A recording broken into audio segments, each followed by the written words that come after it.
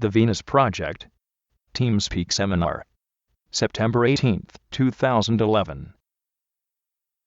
Can Jacque suggest a strategy for acquisition of test resources requiring for building of the test city? I can't do that unless I know how much is appropriated for it, how much land area, how many people are in the city. Not having that information, I can't go forth and design a city for 1,000 people or 20,000 people. I have to know how big the city has to be. Is it flat terrain?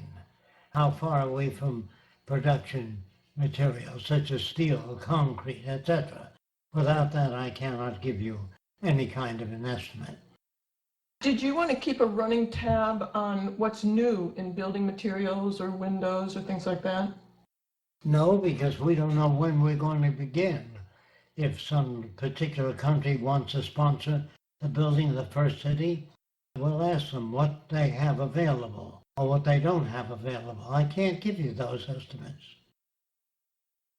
In the frequently asked questions, your answer to the question 34, you use the word transveyor. What is a transveyor? A transveyor is a unit that can transport people vertically, horizontally, and radially. Does it run on rails or? No, it's a brand new system. It can move up and down, sideways, horizontally, and stop at each radial. In other words, as the transveyor takes you around, it can either transport you into the spokes of the wheel toward the center and up and down to as many stories as the building has, which is evident in one of our films. We show a transveyor in action.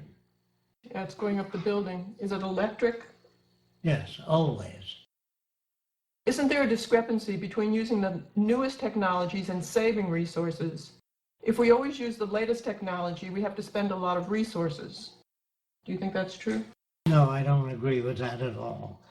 If you use your designs economically, if you plan your cities to use minimum materials, minimum transportation, if you can design the city so that it is a coherent system, you will save a lot of energy.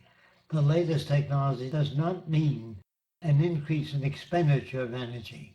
It means a considerable decrease. And the idea that people think that every time there's a new technology, it would be put into the design of the city. No, that will be done at schedules that are most effective or efficient for the city in particular that we're changing. How do you accredit competency while avoiding the crimes of passion scenario and avoiding elitism? First of all, the new schools are so different that the children learn how to manage their own affairs. They learn how to ask questions, they learn how to use information intelligently, which is not available today. Children are not taught how to think things out, how to solve problems like the military. They only use military systems for solving problems, which isn't the only way. There are many sociological approaches which are not used by the military.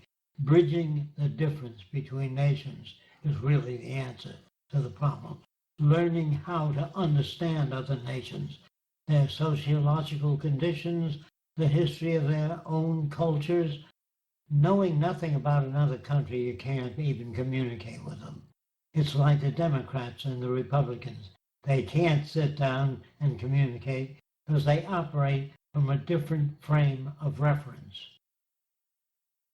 How do you show competency of high degree?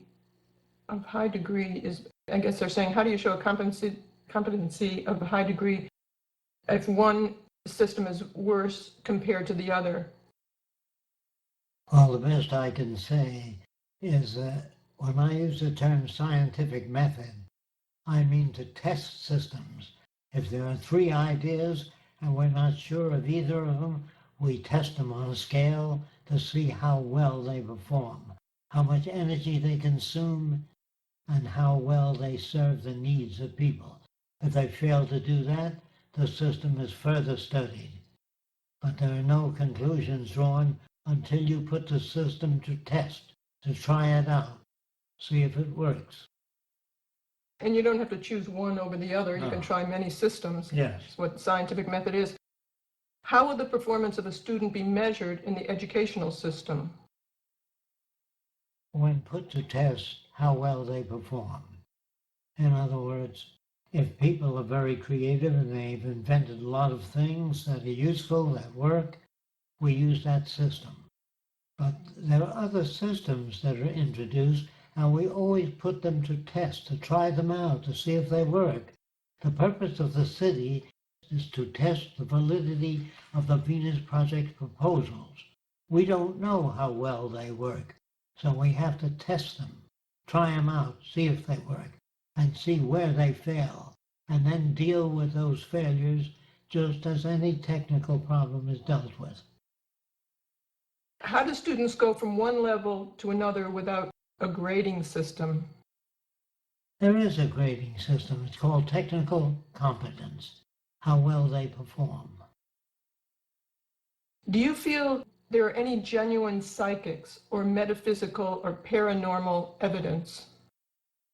Every day, psychics make a prediction, and there's some that are going to work out because they all guess at different things. It's like the end of the world. Psychics come up with that. It doesn't end, so they move the date further. One of these days, a psychic is going to come up with an event, but I've never heard any psychics talk about the coming attack on Pearl Harbor, December 7th. I've never read it in any newspaper. But psychic says December 7th, the Japanese will attack Pearl Harbor. I haven't heard any psychic talk about the airplanes flying into the Trade Center before it happened. I haven't heard any. So far, I have not encountered any psychic predictions. Although, as I said before, psychics predict every day that something will happen. During World War II, a mother would get up at night and say, something happened to my son, I know it. And the next day, the War Department would come and tell them that your son was killed in action. So I became interested in that. So I wrote to the War Department and I said, do you have any evidence of that? They said, we get 15,000 letters a day saying that something happened to my Jimmy, and nothing happened. So there are bound to be some people that dream that something happens to their children, and it does happen. Those that don't happen do not disclose that with other people. How does the Venus Project propose to promote animal rights? Well, if you want to keep 10 dogs and say they defecate on somebody else's lawn, your dogs are okay with you, but if they defecate on other people's lawns, it is not okay. So we have to use whatever means is technically available to control the dog's range so it stays on your lawn. I think they're also referring to people eating animals or animal meat. Do you have any opinion on that? Whatever I decide will not work. It's what people want that will work. So no one decides whether you become a vegetarian or anything else. What determines that is the availability of food. If we run out of vegetation due to floods or natural disasters, people will consume meat. And if we run out of meat, they will consume vegetables. I have no control over that. That would be up to people. How does the Venus Project propose to allow for dietary choices, such as veganism, made from all kinds of reasons, including ethical, environmental, and health reasons? There are many different types of food dispensers, many different types of restaurants in the future. You select that which you prefer. How does the Venus Project see this developing in reference to 1,000 years of herbal wisdom, the power of pharmaceutical industries and underexplored ideas such as power of vitamin C to cure cancer? There are no pharmaceutical industries in the future. There are people that study physical health, and they put their findings forth. It's up to the public to come around and make a decision as to what path they wish to follow. How does the Venus Project see the development of prevention of illness, specifically with regards to vaccines? Again, drawing from the power of the wealth of pharmaceutical industry. You mentioned that. I think it's very hard today to do any type of real scientific research because you don't know where the funding is coming from. You don't know why they want this research, and many times they slant it to one way or the other, or leave off certain things, or it's to prove their own self-interest, what they want, to prove the gain for themselves. So in the future, we really can't have real science today when money is involved. In the future, for the first time, we will be able to study all these different eating habits and what is good for somebody and what isn't good. And maybe vegetarian is good for somebody and is not good for somebody else. All those things really have to be studied, and we'd be able to for the first time when we get money out of the scenario. Even eating certain types of vegetables becomes a profitable business for somebody today. Sorry, Roxanne, can I just jump in there a sec? Sure. I just wanted to add that the Venus Project isn't a dictatorship. It's not a technological dictatorship where we say, you will do this, you will eat this, you will behave this way, you can't do this, you can't do that. It's not anything like that. It's about making things available to people so that they can make educated choices about the way they want to live their lives. It won't be down to the scientists and technicians in the city to determine what food you will eat. They will grow or provide the adequate food for the population, whatever food people want to eat. It'll really be down to people what they want to do as far as food and things like that's concerned. You will have nutritionists, for example, that will tell you, going by your medical record, etc., it's probably better for you to be vegetarian or whatever, but that won't be forced on you. That'll be your choice. They'll just give you advice as to what's best for you. But we won't use poisons in the food. We won't use Monsanto's Roundup and other things that are detrimental to people. We won't grow that way. There are no private corporations, and there's no economic advantage in falsifying records. We won't pump up chickens with Growth with growth hormones and antibiotics, which are ultimately very bad for people as well. Won't do any of those things that are beneficial today to certain corporations to sell goods that are not beneficial to people. The main concern is the well-being of people and the environment, and that's very different than today. So you have a different outcome. How do you see the evolution of the car? How will people travel around between cities where people choose to live? If people choose to live outside the cities, you only seem to touch transportation within the circular city and connecting cities by maglevs. Within the city, there's a transfer, which I've already described. From city to city, it's monorail. Across the country, it's magnetic levitation, or maglev trains, from across the continent. This person's asking if people want to live outside the city. What type of transportation? Would there be cars? There's emergency aircraft which serve as ambulances. There are cars used for special purposes, such as competent people who can handle flood situations or any emergency situations. There are vehicles and aircraft available for that purpose. There are means of transportation for forestry work, where people live outside the cities that do studies of changes in the forest, changes in agriculture. Yes, there are special vehicles that can take people to any point, anywhere in the world, to help clarify or solve problems in that area. What is Jacque's opinion about Ayn Rand? I have no opinion about her. I don't know of anything she's ever suggested to make anything work out except the monetary system. She's an advocate of existing and established systems. I don't agree with her because there's no growth in that system. What's your opinion about Austrian economics and the laissez-faire in economics of today? It was all right before we had methods of evaluation which are as sophisticated as they are today, we have much better methods of arriving at conclusions than people had in the past. Their options were limited. This really doesn't relate to this system, talking about how to regulate or non-regulate the monetary system. This has nothing to do with a resource-based economy and what we're advocating. This to me is like saying, well, what kind of rules should we make for slavery? Should we beat once a week, or should we superimpose ethics on the slave owners? It's the system of slavery itself that's corrupt. And any way you make laws or don't make laws within the monetary system, the people with differential advantage will eventually come in and superimpose their own laws for their own advantage, no matter what kind of laws you make. So it just does not work. It never has. And people don't understand that how much the monetary system invades their whole value system, their way of thinking, the way they behave towards one another, elitism, how we pollute the environment.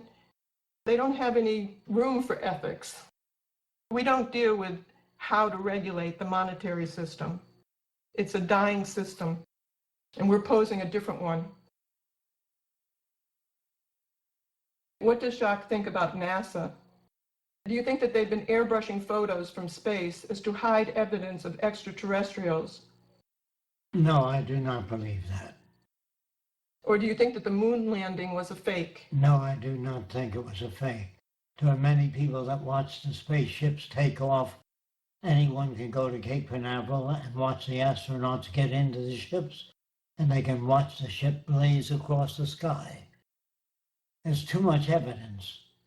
Yeah, we see it coming over our land too, when Yes, it we lands do. and takes off. Does Jacque listen to music? No. I used to. Of late, I do not. We're just too busy. And is his Wikipedia page accurate? Yes, for the most part, but they have to put up a lot of references on Wikipedia by other people who have done articles.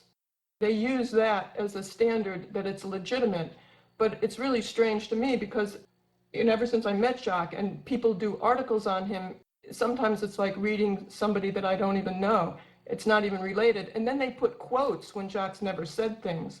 So you really have to take that with a grain of salt, what you read in magazines or newspapers, because quotes aren't really quotes all the time. And what they write about is from their own point of reference, yes, and not the way I see him or what he's doing.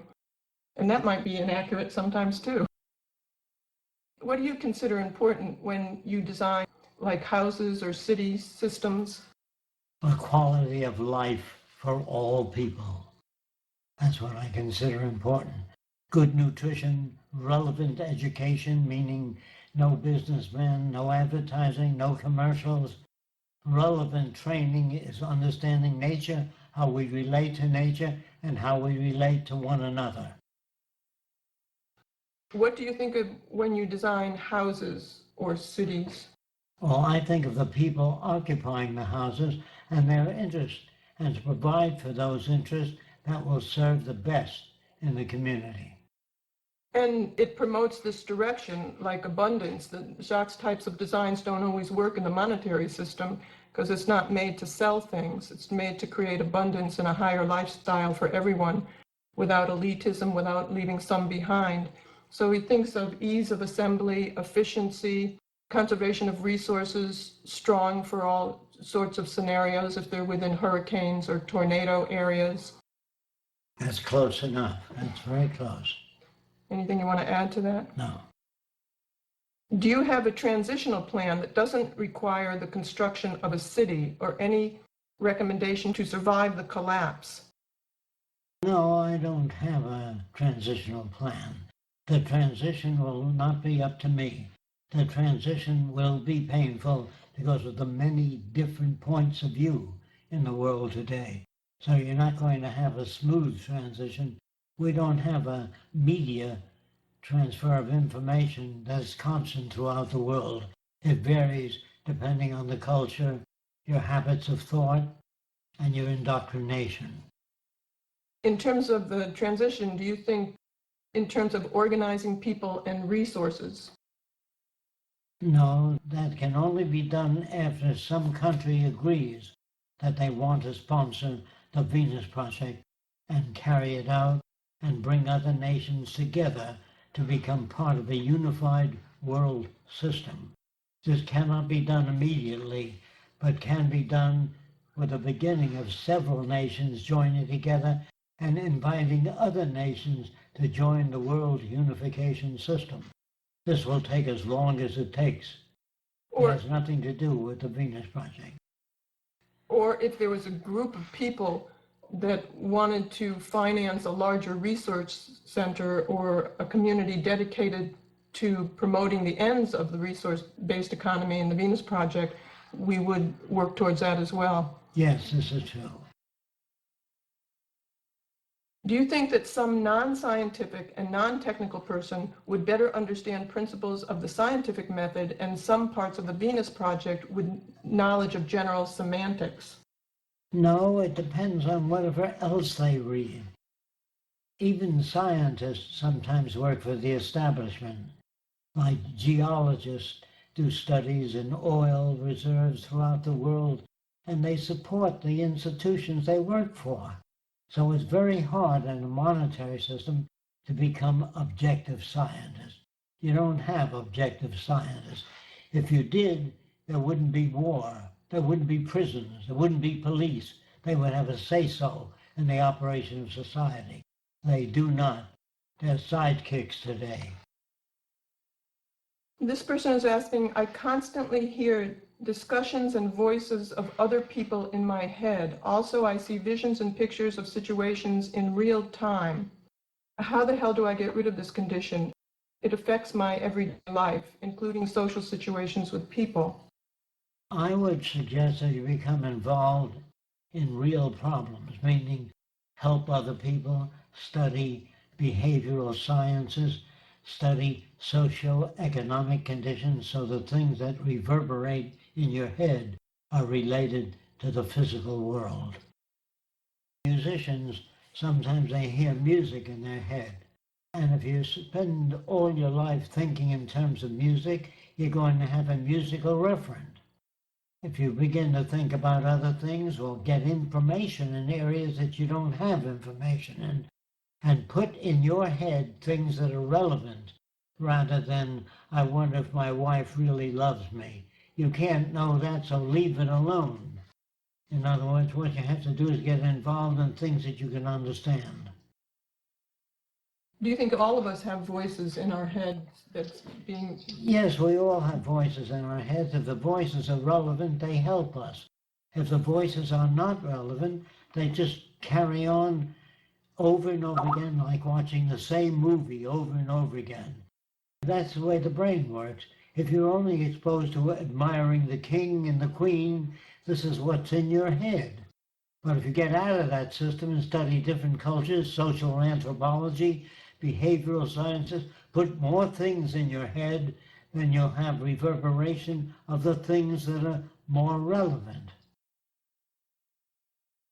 I heard you say in a video about a time where you taught a class in a month, even though it was supposed to be a 5-year course. My question is, how can I learn something so fast? By learning how to skip, I don't know if you're familiar with my concept of sunny day in May. In other words, there's a lot of books with a lot of words. Of the 500 pages, there may be 3 or 4 pages of real information. The ability to extract that which is significant from any situation is the measure of intelligence. Let me say that again. One measure of intelligence is the ability to extract significance from a wide range of situations, meaning to know that which is important rather than that which is based upon personal feelings rather than careful studies. Does Jacque drive? No, for a while, I do most of the driving. I do all the driving now. I don't like to drive, Yeah. actually. A long time ago, Jacque prefers to look around, and I always used to like to drive, so we've gotten into that habit. Does he or Roxanne receive Social Security? No. or retirement pension? No. What do you think of subatomic physics? The more we know about the subatomic world, the greater our information resource in developing newer systems of thought, newer products, new inventions. So there's no such thing as an unrelated study. The study of nuclear physics, particle behavior is essential to the future. This is a long question that I'm not going to read the whole thing, but he's asking about the scientific method and if this person's website was accurate. But can you explain what you refer to when you talk about the scientific method, how people can describe it? In some particular area, let's say the scientific method in the building of airplanes. If you figure an airplane can perform a certain way and you design it, then you have to put it through the test. You dive it 9 times gravity and pull out to see if the wings hold up. And you check the mileage and efficiency of the engine, the propeller. This is all you can do, is work with what you have. And if you have a presupposition of technology, you put it to test, to check the validity of your own conclusions. Sometimes your conclusions may be inaccurate, and the only thing you can do is put it to test. Many people think that the solution to the current social problems comes from a complete abandonment of big cities and go back to live in small communities. I'm afraid that what you're saying just has no meaning at all. I can't answer that. When you say big cities, I don't know what you mean. When I say big cities, I'm talking about a planned social arrangement to bring out the best in all people and provide for human needs. When you talk of big cities, I don't know what you're talking about. There also went on here, but humans evolve faster when communities become bigger, and cities also become bigger. I don't know. Only when they become saner do they evolve faster. This person is asking if we know the work of Stanford Bear, made in Chile. No. CyberSyn, he has a project called CyberSyn. It really looks like it was inspired by the Venus Project. Have you ever heard of him, Bear? No, I haven't. I've heard of many people named Bear, but I don't know of this particular one. I think it's Stafford Beer. Yeah, right, Stafford Bear. No, I do not know of it. I haven't heard of him either. We'll look him up. How do people decide how they pick their home in the future? They sit in front of what appears to be a plastic bubble or a plastic dome, which is about 6 feet in diameter in some instances. And you talk to it. You say, I want a home. And it says, what kind of home? That's the architect of the future. A computerized display. And many homes appear in the bubble until you say, stop, something like that. Then you say to the bubble, I'd like to see the floor plan, and the roof lifts off. And you might say, can you move the children's room next door to the adult bedroom? And it moves as you talk. So as you talk, the floor plan changes. And it changes to the kind of interior you would prefer. So the exterior of the building is designed by structural engineers in terms of minimum waste of material and maximum comfort and safety. The interior of the home, the selected appointments are picked by you. Why do you think your disposition hasn't changed in 75 years? Is it changing now? If so, why? It's always changing. I don't understand With that. new information, you always evolve. You can never arrive at the ideal city. You can only do the best city you can design with what you know up to now. That's why the cities that I design will be a straitjacket to the kids of the future. They'll design their own cities. The same with all things. There are no final frontiers, no best laptop you can design. They will continue to undergo change. How do you feel about scientists such as Kurzweil claiming that we can evolve past biology and mentally expand ourselves in ways that would make our cognitive abilities unrecognizable to a human living today? Since it's nothing specific that he talks about, I cannot evaluate it. How's the progress with the motion picture? Well, we're still at a stage where we're meeting with script writers. We've gone through many script writers, haven't found one that we want to use yet, but we are still working and checking that out. We're still working on the script ourselves, but we do have to get a script writer that we like, and that does take a while. We have several meetings, a lot of meetings coming up next month with people involved in the industry and other contacts that we've made. So we're constantly working at it. It's evolving, so that's about all I can say right now. It'll take a little while, I'm sure. For relatively poor countries like Egypt, it doesn't have technological capabilities either. What will be the first thing implemented in the poor countries? The first thing implemented would be education and how to use the resources available in that country and how to produce temporary solutions to problems, such as if there's a shortage of nutrients, we will extrude foods that contain everything you need to survive on. The food itself will be like a biscuit or a loaf of bread that contains all the vitamins necessary to get you through the transition. This person essentially is asking, do we need a constitutional amendment? No, you only need that when there's scarcity. Without scarcity, you don't have to have a constitution or a Bill of Rights that all people are free in the Venus Project. There is no elitism of any kind in the Venus Project, technical or otherwise. This person is saying, how does Jacque feel about the Zeitgeist Media Festival using his designs to promote the Zeitgeist movement in its present form? We did see some, I didn't even show it to Jacque. Eventually, the people that are members of the Zeitgeist movement will transfer over to the Venus Project because they supply little or no workable solutions. This person is asking, what do you feel about them using your materials in their music festival that they just had? I can't control that. Whatever they do, they do. But if they don't know how to solve the problem, it won't work. They really made a circus of using your materials. I'd have to show you. We haven't seen a lot of what they did. We just don't follow what they're doing. We saw some pictures that Andrew sent us in regards to an area where they had a circus and they were wearing it was just awful what they did with your designs. They made models that were horrifying. But there's really not much we can do at this point unless we get a lawyer on it. Do you know who Snooki is? No. No. Should we know who Snooki is?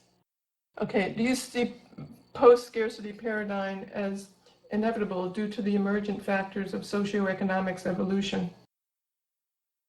I don't know what the different nations will do. I have no power. Roxanne has no power.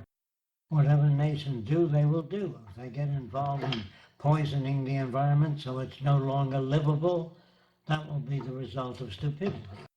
But I have no control over that. I don't know what people will do. They may kill each other in nuclear war. I don't know that.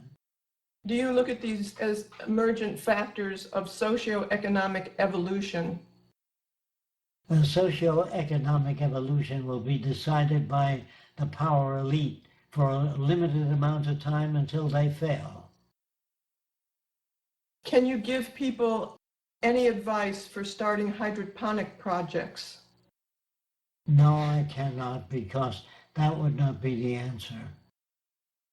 The problems in the future. If you develop a very efficient way of growing food, and it's not available to all people, then that method cannot serve the well-being of all people, except a selected few that install that. If you build a community of 2,000 people where you grow your own food and it's self-sustainable, if the system around you collapses and there's millions of people who are unemployed, they will invade your little farm, your little co-op. You can no longer survive on the basis of yourself. or a limited amount of people. We have to bring the world together. That's the only way to prevent war, misunderstanding, confusion, territorial disputes, poverty, and crime. This person is saying also that they also talked about making some kind of model, maybe a circular city or something, to be able to take something physical to a lecture when they do one. I would suggest photos. I'm not too interested in the development of a city. I'm interested in a way of thinking. This is what's missing, a way of thinking about the world which makes sense, which is relevant. And without that, the city would do nothing. If you built a circular city, that would do nothing to help people. Yeah, we commercial venture. Well, yeah. I would say photos of the circular city or anything else if you're talking about the Venus Project. Were you involved in Technocracy Incorporated about 70 years ago? Not that far back, but I was involved with Technocracy for a short time until I discovered that there were no Afro-Americans in the organization, and I asked Scott why there were no Afro-Americans. He said, let them start their own section. Then I asked him, how come there were no Orientals in the organization? He said, the Oriental mind can't grasp technology, so I resigned from the organization because I could not support that discrimination. You also proposed many designs for the center of CHQ. They called it their headquarters, but yes. They didn't do that, and they put up they took an old barn and converted it to their headquarters, yes. And they had the fundings to do it at that time. We operated from a different frame of reference. Technocracy had a lot of old values in it too. It had a lot of great ideas, but on the whole, it discriminated against blacks and Orientals, and that bothered me. Do you think people will live in houses? Do you only design them because that's what people are used to today, you know? No, because eventually people will live in large dwelling units like apartments, very large buildings that have access to resources, dental care, medical care, hospital facilities. All the buildings they live in would have their shopping center in them, so there'd be total enclosure systems. That means like an ocean liner provides for food, sleeping, entertainment, and everything else except education. Our cities would have schools built in the dwellings that most people live in. They wouldn't have to drive to school or drive to the shopping center or drive to a restaurant. All that will be built in just like an ocean liner. Yeah, that's more efficient than individual homes, but Jacque does use individual homes in some of his designs as a transition. You Yes. have been, yeah. Yes. Oh, here's one for you, Jacque. What is your opinion of Robert Heinlein and his feelings about human societies and how they evolve in the future? I just don't even think about it because I'm not interested in anyone's opinions. I'm interested in what they know, what their findings are. Robert Heinlein is the person who did the movie Robert for your film. Heinlein wrote the film Project Moonbase, and he wrote the story, which was terrible. And I don't know any more about him than that. Jacque did the special effects for that movie. When was it, in the 50s or something? I don't know. Reason and logic doesn't always work on patriotic and religious or prospectively dangerous people. Considering so many people are this way, what are some examples of arguments you've used to let them think clearer without causing offense? What you have to do is introduce them to the scientific method as best you can. You have to show them what it means to put things to test. Show them statistical data and to back up your information. If they can't understand that, if they're too badly damaged by culture, it may take too long a time. So take people that are halfway there rather than work on people that take 10 years to change.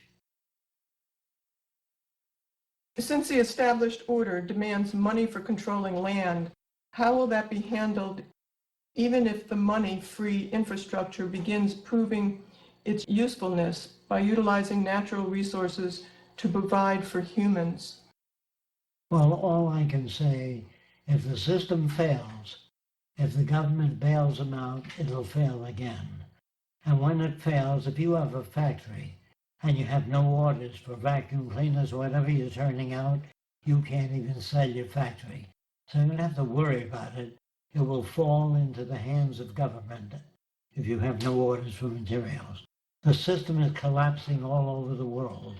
The result will be a tendency toward military dictatorship, and that will not work in America or any other country. It may work for a temporary period, but it will not work because it doesn't have the methodology of solving problems. It merely makes laws. Making laws that do not correlate or solve the problem will not work. If you have a stock of resources, you always want to allocate them to their most valuable uses. How do you evaluate or calculate which goods are the most rational to produce from given resources? Well, you have to give me a given problem. For example, if a ship is sinking, they usually say women and children first. I would say, does anybody know anything about navigation? And the person raised their hand, I said, get on the boat. Does anyone know about catching food at sea? Yes, get on the boat, then women and children. But if you don't have technical competence, the women and children will not survive. I wonder what the future of professions might look like in a resource-based economy. Engineering, science, technology, architecture, transportation systems, and problem solving without the use of military force. There would be no armies, no navies, no prisons, and no police.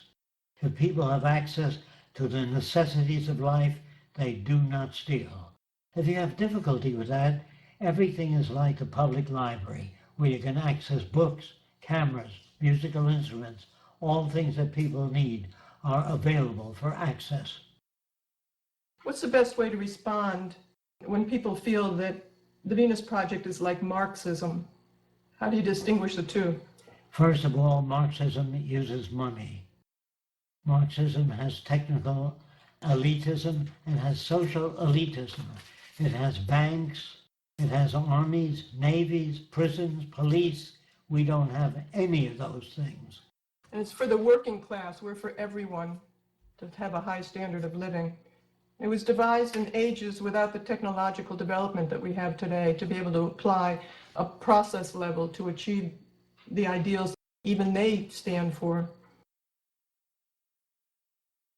Someone suggested that the idea that government could provide a base, quote, salary for all people that would cover basic costs of housing, food, and transportation, then people who want more than the basics can work to pay for the extras. Is there any merit in this idea? No merit at all in that idea. That's the same as the system is today. Will philosophy be relevant in a resource-based economy? If philosophy means to you the suggestion of new ideas and other ways of thinking, yes, it will be relevant. But if it's just opinions of different people, it will not be relevant. Will genetic modification be utilized to prevent disease, improve upon human systems, and such? Only after long-term testing. You cannot suddenly do things to people like genetic engineering without a careful study of the negative effects. How's it possible to have a real democracy when it demands people to learn science in order to have a say in it first? Well, consider your own decision-making system. When something goes wrong with the electricity in your home, you don't call upon the butcher, you call upon an electrician. When something goes wrong with the plumbing, you call upon a plumber. I don't know what you mean by non-technical people. I've seen that everything in nature, including intelligence, has to do with information related to the physical world. That's the only thing I know of. You don't levitate through the air, you travel by airplane. You don't hope to transfer your body by transportation of the physical being. You use a vehicle. You use transportation. You always use some physical entity. I don't know of the use of metaphysics in the future. What do you suggest people who hold degrees and have careers in areas that are dependent on the current system, an MBA or an economic degree, for example? They have to go back to school and study the new system. The new system is the intelligent management of the Earth's resources, getting most out of the resources that we have. Instead of building elaborate houses for people, you deprive other people. When you take patents out, you deprive other people of using your ideas. So in the future, there'll be no patents, no public, no private ownership of any kind of knowledge. It'll all be in the public domain.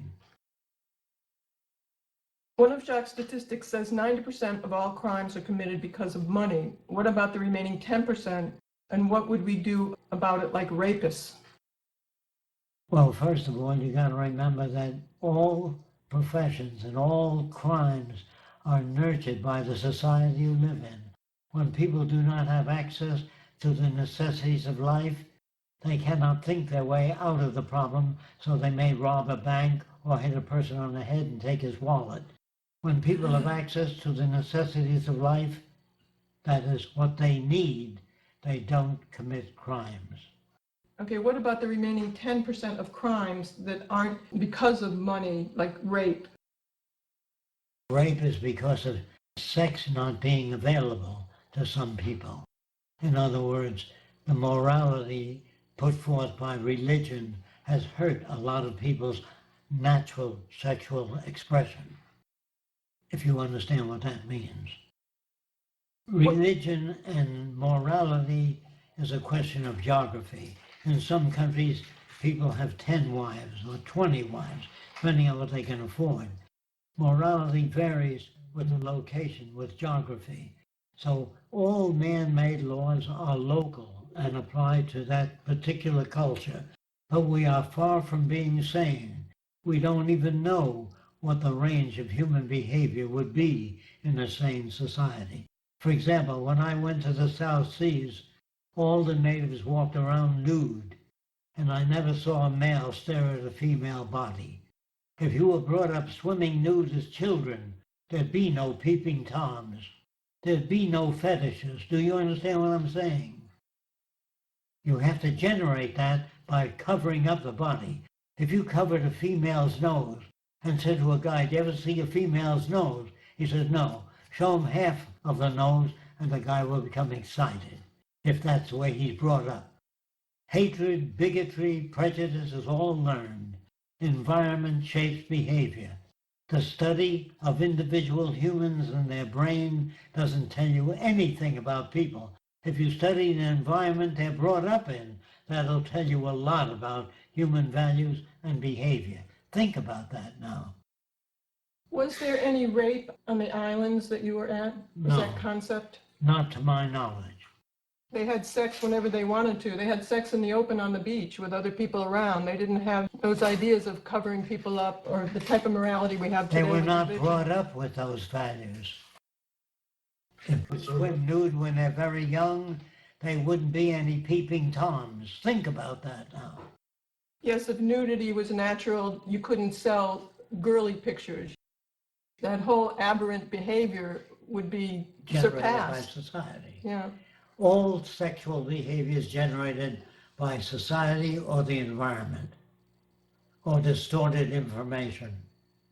And you have to study and find out what those behaviors are that we do in society that creates aberrant behavior. This person is asking about the cost of a dome like ours that we have in the research center for 3 or 4 people with an indoor shower. We really couldn't tell you. We're not in the dome building business. I could recommend monolithic domes on the internet in Italy, Texas, if you'd like to find out about what they do in terms of domes. How do you feel about people who hold mass protests against the government? I feel that that's all they're doing. They don't offer an alternative, and without an alternative, you leave people in midair. They say, is this wiser than engaging them with solutions? You've answered that. Yes. So can I just jump in on that one? As far as processing to the government and stuff's concerned, as this system goes into collapse deeper and deeper, the governments themselves are going to become more and more fascist in their behaviour towards dissent in the social system. So really all it's going to end up getting them is a whole lot of trouble. You've only got to look at sort of what's happened in previous civilisations before when the social crowd jumps up and starts moaning too much. It's not long before the governments come crashing down on them. And you've got to bear in mind that they've got the military and the police at their disposal. So what's really needed is education of everyone within the system, including the politicians. They're obviously going to be the hardest people to get through to because they're the worst as far as values are concerned within the system. But it's the only way. You need to educate people to look at a different solution rather than try and fight the existing problems. Yeah, we agree with that, Andrew. That's the end of the questions, right? Did you want to discuss anything in particular, Jacque? Yes, when a nation begins to fail, the rulers, the people that run the nation, make laws. The laws have nothing to do with reality. Most man-made laws are completely irrelevant. There are no laws in the Venus Project except that people are educated to deal with problems. They know how to solve problems. They don't have to go to different people for advice. They learn about human behavior. They learn where to look for information. They learn how to utilize information so they don't have to be obedient or subservient to certain laws. That's only when people don't know what to do. They make laws. And all man-made laws are mostly irrelevant. They don't solve problems. They just order people to behave a certain way. And that's no way to do it. You do that in your schools when the children are very young. You give them the ability to understand their environment, how they get to be the way they are, what creativity is, how to become creative. You give them all the information available at the time. What do you guys think about scientific innovation and how it relates to the transition to an RBE of any kind? Well, the first thing you have to do, let's say that you want to inhabit another planet. You have to find out first how much water there is there, how much arable land, whether people can survive in that climate. After you've done a very careful study, you might find out that you can't live in that area. So it takes a survey first of the conditions that prevail before you even propose a new civilization. Can you be more specific with your question? Did you have something in mind regarding technology and the transition? Yeah, how would it, if there's any way in which scientific innovation could help achieve this RBE, and what you guys think about that? Again, any kind. It's the only thing that will help. By scientific innovation, you mean answers to problems. If science cannot provide the answers, you cannot advance. You can only advance in relation to what we know, not what we hope and feel is right. And that, if you seek that, you're moving into metaphysics. The physical sciences are the only tools we have today. Everything that you have, your washing machine, your cooking range, your refrigerator, your electric light, is all technical innovation. Without that, we will be pushed back to a hand tool economy. But because technology is advancing doesn't mean we'll achieve a resource-based economy. They might use that technology to blow us up and pollute the earth so badly that there's no roads back. So it's really learning about this new direction and talking to other people about it and explain how we can use our technology wisely for everyone's benefit. And explain what that means. Would you guys think that calling upon for everyone to be scientific to innovate in a scientific way, you know, to solve problems of today and help achieve an RBE, would that be the best thing to do? Because for me, it seems so. Sorry, can I just jump in on that? The only thing that's going to bring about a resource-based economy is going to be the technical innovations that are made between now and when the system goes into complete and utter chaos. As far as automation is concerned and things like this, it's all driving us in that direction. When you get to a point when 70% of the planet are unemployed because there's no jobs for them because we've automated as much as we can within capitalism, that's capitalism dead. It's a case of then what do we do once that's happened? And I think as long as people are aware of a resource-based economy, I think that it will be the only solution that will make sense. It's not that we do not have the technology to initiate this and create a high standard of living for everyone. We do. Jacque always used to mention that we could have done this in 1927. Just developing more technology won't make this come about. No, if you really are honest about things, you'll find that possibly no more than 200 people gave us all the things that we have today. Essentially, Louis Pasteur, medicine, botany, agriculture, those very few people. It doesn't take everyone in the world knowing about science. It takes enough people to manage the system, and it would take no more than a few hundred people to design everything that people need. Of course, they would have assistance, but the projects that are designed, like the development of the atom bomb, was really led by very few leaders, probably no more than 10 leaders that ordered teams to do research in various aspects of the nuclear sciences. Really, it doesn't take everybody on Earth to make an atom bomb. It just takes people with appropriate knowledge in atomic physics. Jacque's not advocating the atom bomb, but yeah, it's a scientific project. Roxanne, just on a final note before we get some updates from some of the teams, could you just quickly run over the discussion we had about the NPOs and NGOs and how that's sort of progressed over time? I think I had talked in the past about having certain chapters become nonprofit organizations and affiliate with us, but after looking into that a lot more and talking to a lawyer about that as well, we decided that's really not the way we should go in terms of having all these different groups having different names and having nonprofits and saying that they're doing what we're doing. It becomes kind of like the Zeitgeist movement, where all these groups are going off on their own and doing their own thing and saying they're doing what the Venus Project is doing.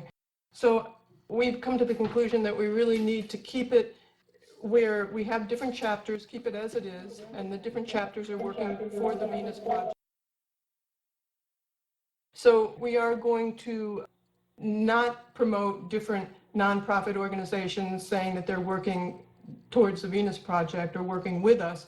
If people want to have a nonprofit organization and they're saying that they're, whatever they're doing or any other business, and they're saying they're helping to promote the Venus Project, or they were inspired by the Venus Projects, we might put you on our website in terms of, I forgot what that topic was. Do you remember, Andrew, what we have there?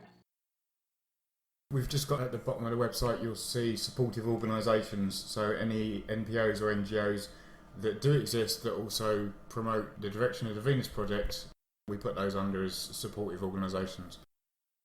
Right, but we won't send people over to that organization if, say, Italy has a nonprofit organization and they're doing whatever they're doing, and they're saying in some ways they're promoting the Venus Project, and people from Italy want to join the Venus Project or start a chapter. We would have them start a chapter. We wouldn't send them to another organization, even if they say they're promoting what we're doing.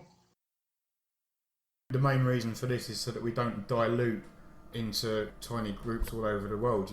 We want to get this in one big organisation with lots and lots of people working towards the same direction and same aims and proposals, rather than splitting everyone up into individual NPOs and stuff all over the world doing their own aims and proposals. We feel that's going to be a detriment to the possibility of us actually ever living in this.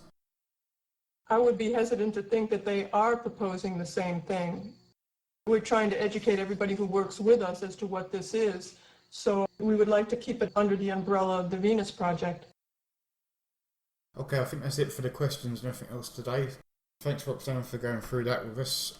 There's a couple of people in the teams that would like to give a short update as to where they are with their teams and things that are going on and how you can get involved. So I'll pass it over to Sean.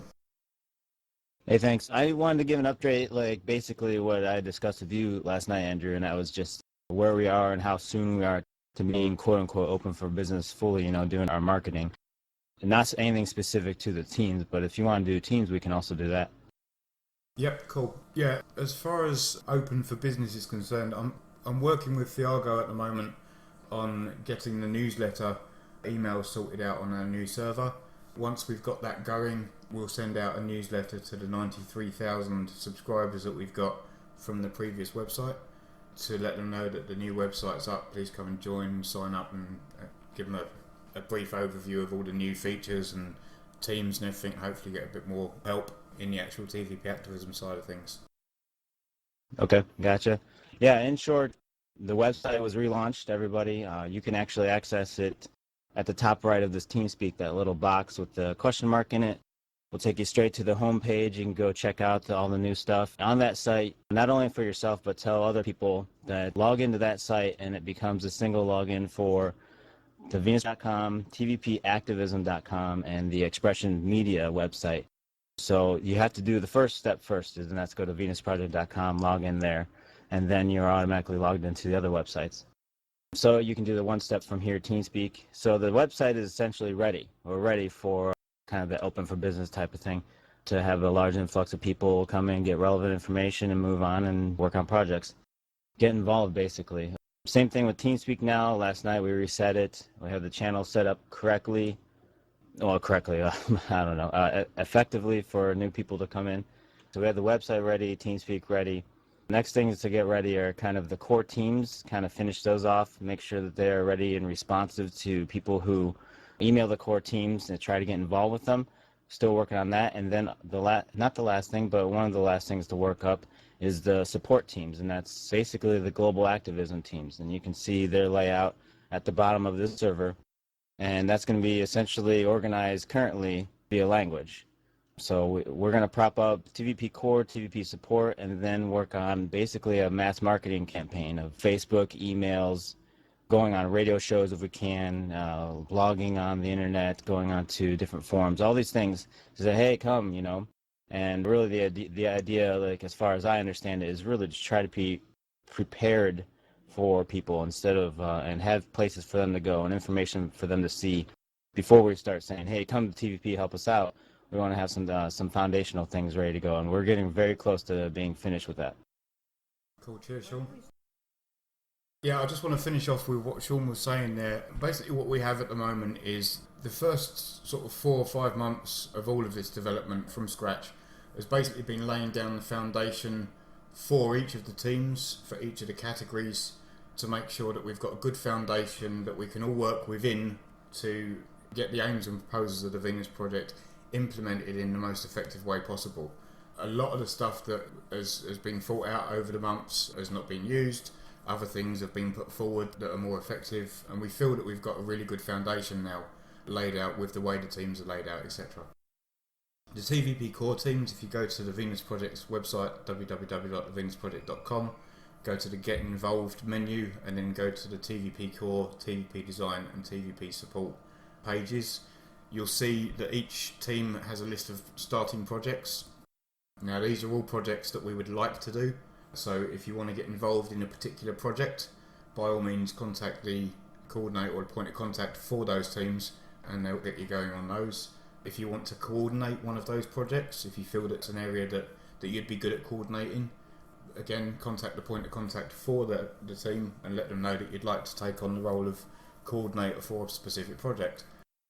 The TVP design teams, these will be getting developed probably mid-October towards the end of the year, due to the fact that most of my time at the moment is really in the TVP core and TVP support teams, getting those up and running as efficient as possible. The TVP design teams themselves, we've got several projects which you can find on the webpage as well. If you're a scientist or a technician or in any technical field or an architect, engineer, etc., please sign up on our registration on our global scientific and technical database, which is also on the website, and then we'll be using those contacts within the next few months to start building teams for those TVP design team projects. The TVP support teams, which is the Venus Expressions Media, and also all of the TVP activism teams, that will be our next line of focus once we're happy with the way the core teams are functioning, which we're pretty close to now. And then that's really going to be, we need to focus on getting the Venus project out there, getting it really visible. It's no good us talking about all these solutions if no one's hearing about them. And the internet's just not a big enough place. As far as Facebook and stuff's concerned, it's great, yeah, lovely. But it holds a certain aspect of society. If you go to Facebook, you obviously know what I mean. We need to get out there and get involved in our local communities, get people really interested in this stuff. Get Jacque Fresco on every bloody news channel, every newspaper, every magazine we can do. Send all these, if you've got contacts for your local news, your local media, your local magazines, newspapers, radio, whatever, send them to the marketing team. Get them on it. We'll do mass emails to all these different media. Let's get them out there and get them heard. So that's pretty much it on that. The only thing I've got to add now is what Sue was talking about as far as the international meetings are concerned. I've not actually had time myself to really sit down and have a good think about it, but I think it's a great idea. I think it's definitely something we should do. It should be based on language rather than country or region. Sue, do you want to take over on that one and maybe give us your thoughts on what you think the best way to do it is? Well, I think that international meetings maybe once a fortnight or so on, so that everybody can come along and share news and share ideas and so on. Obviously, they'll just have to be in English, but the people that come that do speak English, then they must be responsible and take the information back to their teams and explain to the ones that don't speak English, this is what was spoken about, this is what was suggested, and so on and so forth. And I think it's very, very important that we start doing this. We've started with the Spanish-speaking countries. We've had a couple of meetings now, and we're starting a small project to create what we're calling a welcome video to the Venus project for new members that come along. And it's very much in the embryo stage at the moment, you know, how we're going to do it, whether we're going to do it in 3 parts of 5 minutes or how we're going to do it. But the fact is that we're getting together and we're starting to collaborate on an international level, at least within the language that we speak. And I think this could be useful for other languages as well. Perhaps the Canadians with the French could get together and do something like this. So, because, you know, in Zeitgeist, we found that a lot of the problems that we were having, especially with the linguistic team, for example, was that they didn't have the global mentality. So we had Chile creating its own linguistic team, Colombia having its own translation team, Argentina, Uruguay, they all had their own little groups and we were duplicating work, and it's such a waste of time. So I think if from the very start we start implementing these meetings, promoting the collaboration on an international level, I think it can only be beneficial. So, you know, I'm really looking forward to that. And as well as that, I'm not quite sure, because I'm still finding my way around the wonderful new web. I think it's absolutely lovely, the new web, by the way, guys. Well done there. Where can we post internationally to share ideas and so on? I'm not talking about a forum. I understand that we don't want forums, but somewhere that we can communicate with each other on an international level and say, hey, listen, we've tried this and it works, or we tried this and it didn't work, or whatever, you know. Where could we do that? On the new TVP activism website, we've expanded the website quite a bit. We've got new areas on there describing all the teams, the projects, etc. Also in the actual social networking side of TVP activism under the community login, if you go to groups, you'll find we've got several language groups set up for exactly these reasons, so that people speaking the same language can get together and share ideas, etc. I was meant to make a global team like I did on the previous website. I'll do that this afternoon, so that we've got That would be nice, yeah. So that we've got teams that are set by language, but we also have a global discussion room as well. And I think that's a great place for us all to just go in and say what we think is a good idea or whatever, and then discuss it. Yes, and if I may suggest that it be called something like the sharing room or something like that, so that people realize that it's not just a place to chit-chat and gossip, but a place where we go to share ideas, to take progress out there and not just discuss opinions and waste time, really. No, absolutely. I mean, I don't know whether you saw it on the previous site, I'll do the same on this website, is you know me, I'm pretty blunt, and I always make it pretty clear that the reason we're here is to get these projects done, period. We all want to live in the Venus project. We don't want to sit here nattering about it for another 10 years, 15 years, 20 years, and then leave it to the next generation to have to deal with it. We want to get this done. And I don't think we're going to get it done unless we really start hitting on these projects and hitting them hard. And that applies to every single member. I think if anyone's slacking in any way, they just need to address that themselves. I don't think we should be... Something that was happening previously that I had to stamp on was people being judgmental on to what other people were doing. You know, you're not doing enough, I'm doing lots. It's down to the person individually. If you feel you're doing enough and you've got the time to be able to do those things, do them. If you don't, then don't. You do what you can. But I think as long as we all do what we can, I think we'll get this done pretty quickly. So yeah, I'll make it perfectly clear that the discussion rooms are exactly for those reasons. Awesome. Thanks, Sally. And along with that, with the server reset, all permissions were reset, so please contact me or any of the other server admins for specific channel admin status. Like, if you look below this channel, it's laid out mimicking the TVP layout itself, the core, design, and support teams. And we want to give channel admin to the appropriate people so that they can administer meetings, discussions, change the information, description, all these things. So anyway, PM me or any of the other server admins to gain this. This is also reassuring and very exciting what you're talking about. And again, I just wanted to thank everybody for the new website who worked on it, because it is fantastic. We've heard such great feedback on it. Thanks everyone for everything you're doing. Yeah, I'd just like to say a big thanks to Igor as well. Thanks, mate. You saved my butt many a time on the development of the new sites. Technical whiz kid. Cheers, lad.